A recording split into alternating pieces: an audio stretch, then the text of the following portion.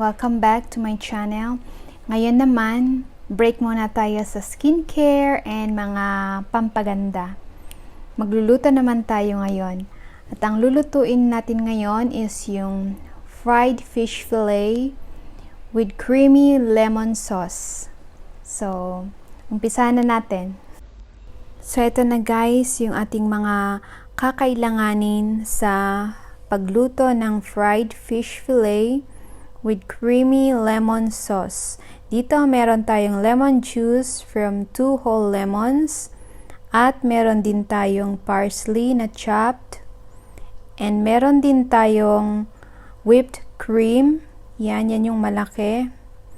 38% fat at mayroon din tayong 2 fish fillet at 2 tablespoons ng butter.